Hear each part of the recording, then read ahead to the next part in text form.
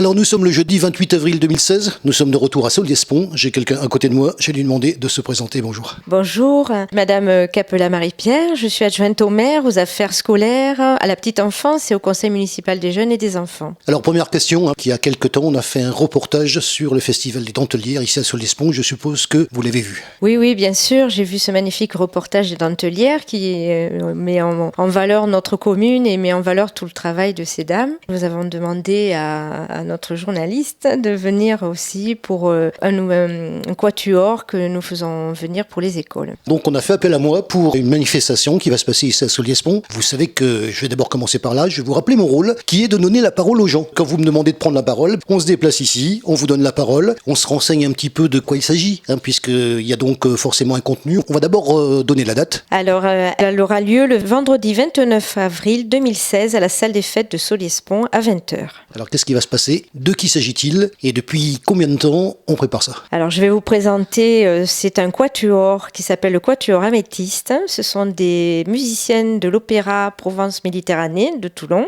Elles sont professeurs aussi et donc elles veulent enseigner aux enfants, leur faire connaître leurs instruments, les initier à la musique classique et à d'autres œuvres aussi. Alors justement, il y a une démarche vis-à-vis, d'après ce que j'ai compris, puisque vous savez que notre but, c'est d'abord de comprendre le sujet. Il y a une démarche vis-à-vis des écoles. Ça, j'aimerais qu'on développe. Oui, voilà. Alors la ville de Solliès-Pont a fait un partenariat avec l'Opéra de Toulon. Et dans le cadre de ce partenariat, nous avons fait la connaissance de ce quatuor. La ville de Solliès-Pont a mis en place cette activité. On l'a fait connaître à une école qui apprécie beaucoup la musique classique. Nous avons mis en place ce partenariat pour que les enfants puissent découvrir cette musique. Nous avons fait venir ce quatuor sur l'école Frédéric Mistral, en particulier cette année. Nous espérons le faire venir d'autres années dans d'autres écoles. Et donc, ce quatuor est venu présenter leurs instruments, se présenter et faire un petit concert scolaire qui a eu lieu mardi dernier à l'école Frédéric Mistral. Oui, c'est ce que j'ai vu. Comment ça s'est passé? Très bien. Les enfants ont été très réceptifs, surtout qu'il y avait une préparation qui avait été faite classe par classe. Ça a été très interactif aussi et elles leur ont présenté vraiment un panel très diversifié de musique contemporaine, classique, Debussy.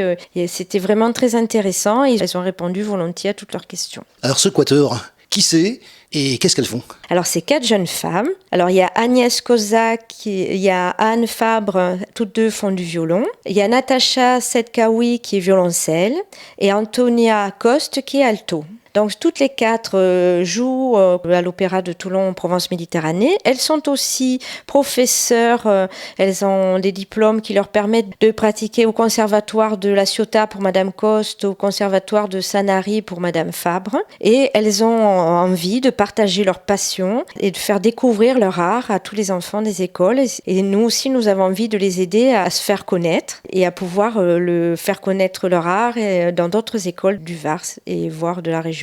Au niveau de la salle des fêtes, donc demain, vendredi 29 avril 2016, quel est le sens de la démarche? Le public dans la salle des fêtes, c'est pas nécessairement le même? Non, c'est pas nécessairement le même. Donc, nous espérons quand même que les scolaires viendront et cette fois-ci avec leurs parents parce que le concert qui a eu lieu dans les écoles était uniquement consacré aux élèves et aux professeurs des écoles. Et là, nous espérons aussi que la culture va toucher aussi les parents, la population de Solliès-Pont et voire même des environs. On parle de la culture à Solliès-Pont. Alors vous savez, on a vu ça avec d'une part le Festival des Dentelières, avec plein de manifestations, puisqu'il y a quelques instants s'est tenue la conférence de presse ici dans le parc du Château concernant le prochain festival de Solliès-Pont qui va se tenir en juillet. C'est la raison d'ailleurs de ma présence et on profite de cette présence pour vous interviewer en même temps. Effectivement, au niveau culture, Solliès-Pont est bien placé. Vous savez que j'ai interviewé André Garon de nombreuses fois, une fois de plus aujourd'hui, qu'il m'a dit il y a quelques instants qu'effectivement au niveau de la culture, Solliès-Pont ça compte. Oui, c'est très important pour Solliès-Pont, on y est très attaché et franchement le maire et toute son équipe, que ce soit le service technique, que ce soit la communication, tout le personnel et toute la commune est attaché à ce que Solliès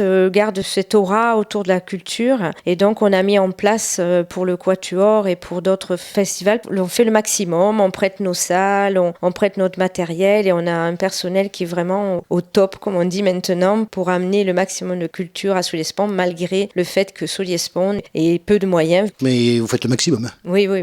On fait vraiment tout ce qu'on peut pour, avec nos, bien sûr, nos moyens, c'est-à-dire nos salles, notre matériel, notre personnel. Et franchement, je pense qu'on a un très grand panel qui touche toutes les cultures, que ce soit les arts, la sculpture, la peinture, la musique classique, les variétés et le théâtre. Voilà, on veut amener la culture parce que c'est très important, la culture pour toute la population de Solliès-Pont. J'ai envie de dire, même si ça ne concerne pas votre manifestation, depuis que la nouvelle mairie existe, puisqu'elle est au château de Solliès-Pont, il y a donc une salle à côté, une salle d'exposition qui est apparemment constamment occupée. Il y a une exposition actuellement, donc cette salle compte aussi. Ah oui, nous avons même 2 salles. Et ces 2 salles sont régulièrement occupées. Nous avons eu dernièrement une exposition sur des verriers qui venaient de toute la France et même de Roumanie. Et actuellement, nous avons une exposition de peinture et de sculpture sur une association de Solliès-Pont qui s'appelle l'Atelier. Ça permet de mettre en valeur aussi ce qui est fait par les Solliès-Pontois.